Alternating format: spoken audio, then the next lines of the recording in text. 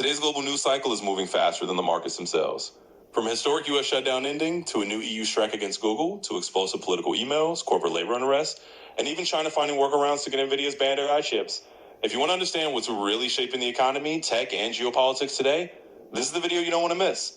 We're looking at the end of the longest U.S. government shutdown and what it means for markets, the EU launching a fresh probe into Google search practices, the newly released Epstein emails, and why analysts say Trump may be caught in a political trap, Starbucks workers striking on one of the biggest days of the year, soaring streaming prices and what Streamflation means for consumers and investors, and how a Chinese AI startup gained access to thousands of Nvidia's restricted chips through an overseas loophole.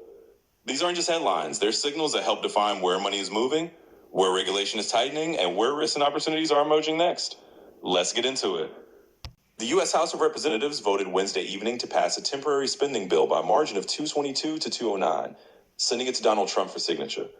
That vote ends a 43-day shutdown, the longest in U.S. history, which began early October when appropriations bills were not approved. The bill will fund the government until January 30th, 2026, and includes full-year funding for key agencies like agriculture, military construction, and the legislative branch. President Trump signed the measure late Wednesday night, formally restoring government operations.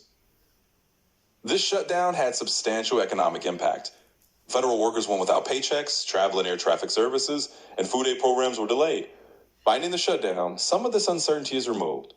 That's generally positive for markets. From a macro perspective, government spending resumes, which supports federal employment and the domestic services sector. The restoration of back pay and halted layoffs improves consumption for impacted households. On the flip side, the stopgap nature means budget risk remains, which keeps a cloud over future federal expense and debt outlook. For equities and fixed income, investors may breathe a little easier about federal employment drag, but the temporary nature of the fix keeps longer-term risk alive. Also, sectors sensitive to federal contracts, regulatory agencies, and consumer spending among federal workers deserve attention as the shutdown ends.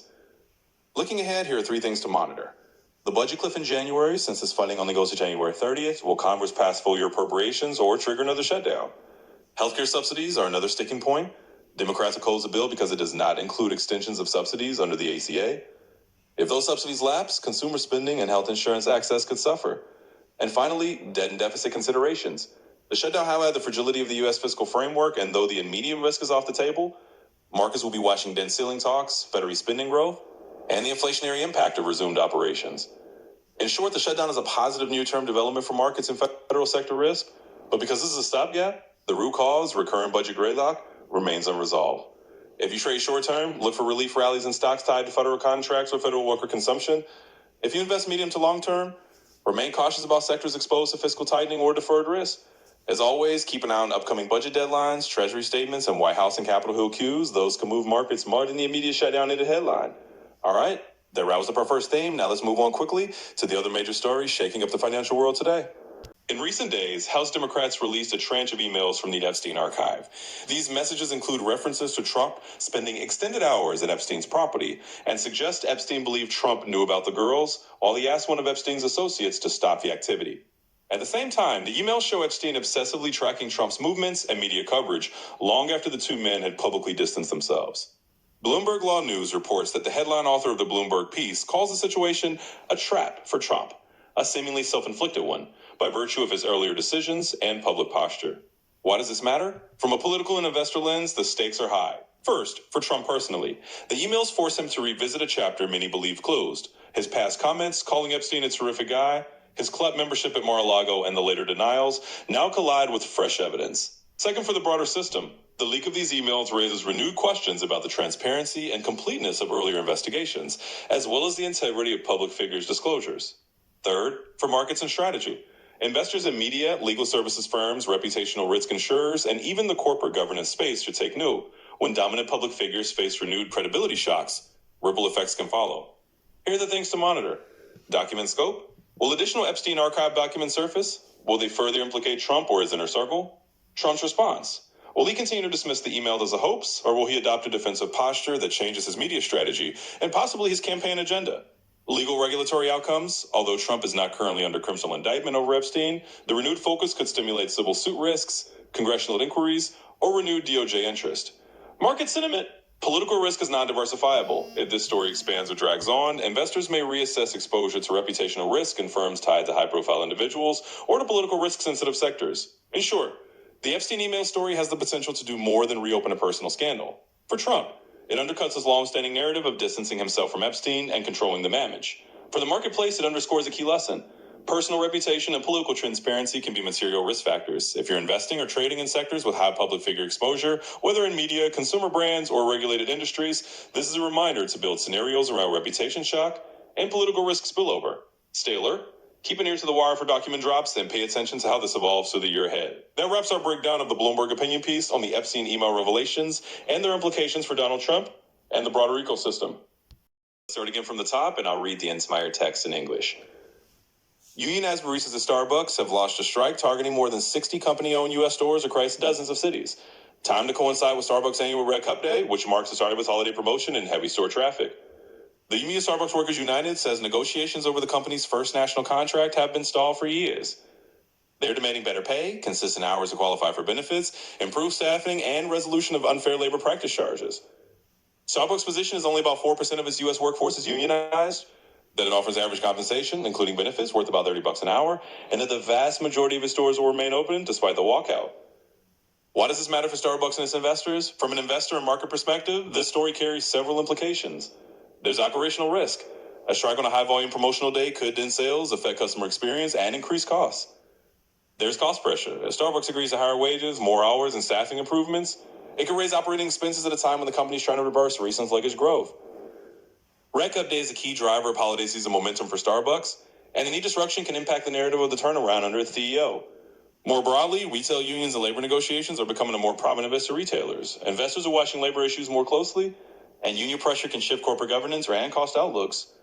Key risks and what to watch: monitor whether the strike escalates, how holiday sales perform, any cost disclosures and earnings calls, and the specifics of the contract negotiations. In summary, this strike is a signal moment, not just for Starbucks, but for the retail labor environment. For investors, short-term volatility may spike around these developments. We'll keep tracking how the company and its workers move forward. The European Commission has launched an investigation into Google over concerns that the company may be unfairly demoting certain news publisher websites in its search results. Specifically, the probe targets Google's site reputation abuse policy, a tool Google uses to demote sites that publish third-party or partner content and where it's used as manipulative of search rankings. The Commission says that when publishers include content from commercial partners, Google may be pushing those pages down, possibly violating the rules under the Digital Markets Act or DMA. This is not just another regulatory inquiry. Google could face fines of up to 10% to 20% of its global annual turnover if the probe finds systematic noncompliance. So why should this matter to you as an investor? Here are the key implications. First, regulatory risk. Google has already faced multiple antitrust fines in Europe. This new probe adds another layer of uncertainty. A formal adverse finding can mean a big fine, structural changes, and reputational damage. Second, business model pressure. News publishers argue that Google's policy undercuts their ability to monetize private content arrangements. If publishers struggle, this could ripple into the digital advertising ecosystem that Google heavily relies on. Third, search engine dynamics. If Google is forced to change how it ranks or treats publisher content, that could alter user behavior, traffic flows, and eventually ad revenue. For a company whose core business is search and ads, any shift matters. Finally, investor sentiment and market participants often penalize companies with high regulatory or legal risk. A surprise escalation could pressure Google stock or lead to increased volatility in the tech sector. Here are the major things to keep an eye on: the scope of the investigation, whether it remains focused just on news publisher content or broader practices; Google's response, as the company has called the investigation misguided; and the potential outcomes, which could include fines or require changes to Google's algorithms. In the end, while this investigation is still in an early stage, it's a material risk for Google and for the tech sector as a whole.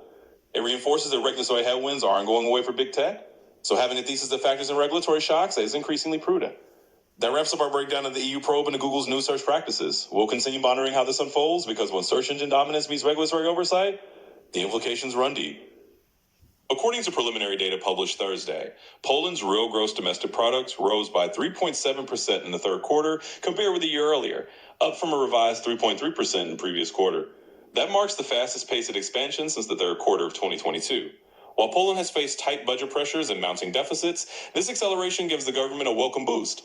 Higher growth means stronger tax revenue and somewhat less stress on public finances. Why it matters for the economy and markets? From a macroeconomic and investment standpoint, this development is significant for several reasons. First, fiscal relief. With faster growth, the government can expect improved budget entries, corporate profits, consumption, and investment all expand, lifting tax receipts. That helps a country struggling with deficit and debt.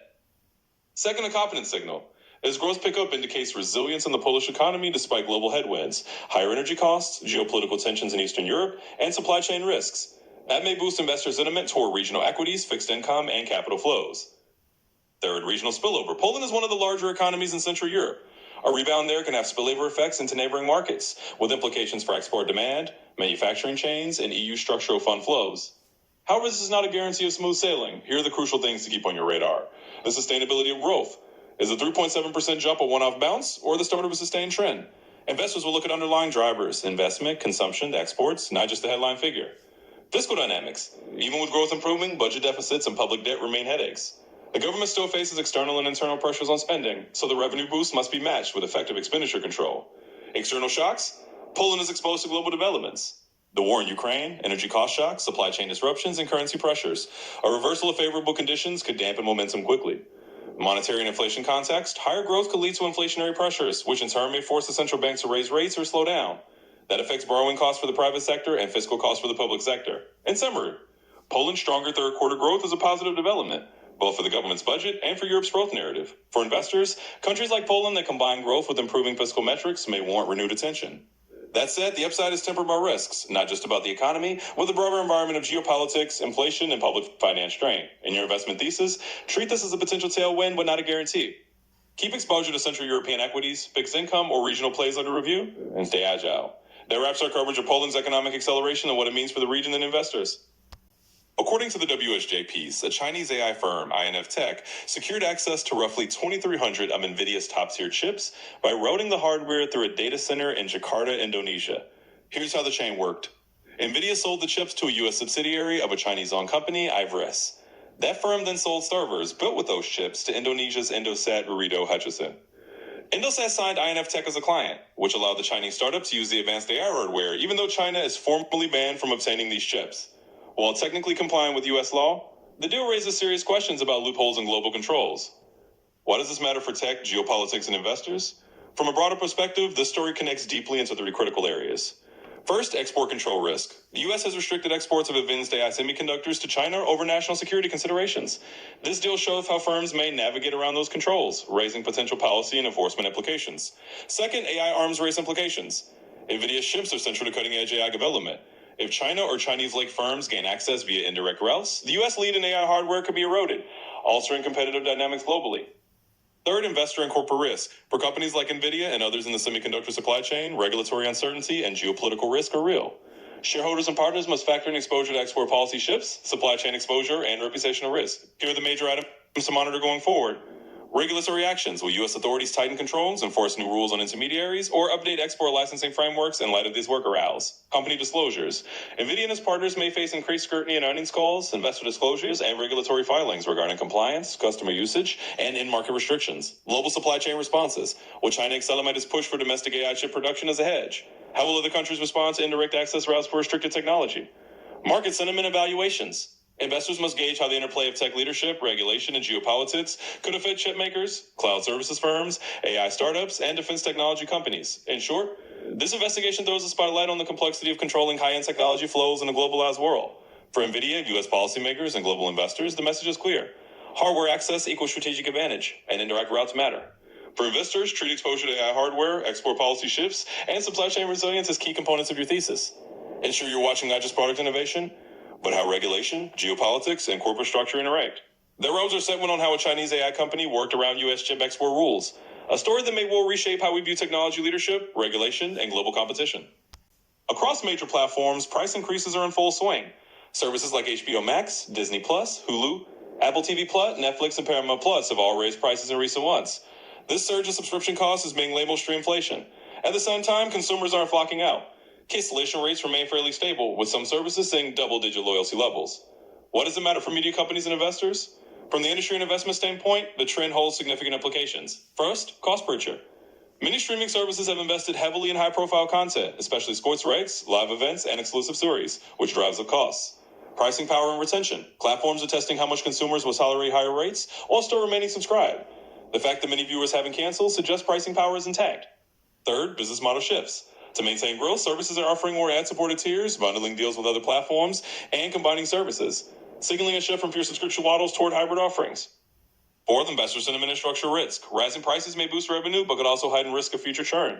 Regulatory concern, overpriced gouging or market power, and competitive pressure from newer platforms or alternate content consumption modes. Here are the things you'll want to monitor going forward.